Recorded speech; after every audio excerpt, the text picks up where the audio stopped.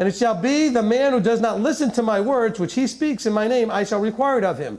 This is not unique to Yeshua, by the way. Every prophet that spoke and people didn't listen, it was required it of them. He required it of them. He says, but the prophet who presumes to speak a word in my name, which I have not commanded him to speak, or who speaks in the name of other mighty ones, even that prophet shall die. Now let's understand a very important phrase. We're going to go back to our Christianese idea, right? When it talks about doing something in my name, we need to culturally revert ourselves back several thousand years to understand what that idiomatic phrase means. It simply means in my authority. It has nothing to do with the name itself. Again, we don't believe in magic. So if we do it in his name, in other words, you say it and go, in the name of Yeshua, ba-da, it's like magic. It's like the magic punchline, abracadabra. Okay? That's kind of what we think of. No. Anytime you see the word name in that kind of a phrase, in the name of, or in my name, or there's no other name, interchange that with authority. There's no other authority by which you must be saved. Oh, that makes a whole lot more sense than name. Because what if you don't have the name right?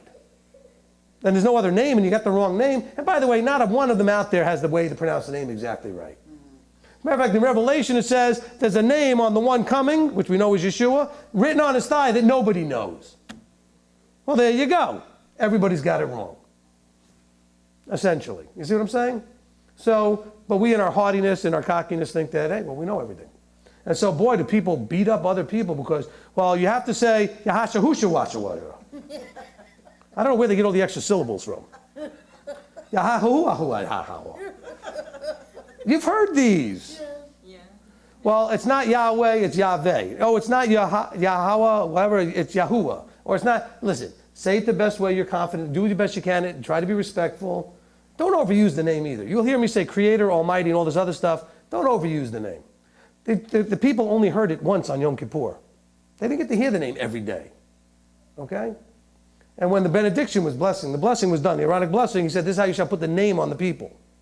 So that's when only the high priest was using the name. So don't get all carried away with the need to use the name. It's about the authority. Okay, let's understand it's about the authority. You know, there were two guys down in the Miami area where all those older Jewish guys were sitting around, and they found two guys on a bench, and they were fighting over this. Is it Yahweh, Yahweh, you know, what? How do you pronounce this thing?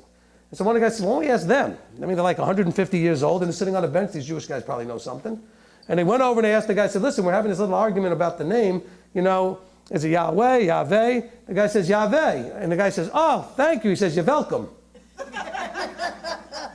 Oh, I'm sorry. I couldn't resist.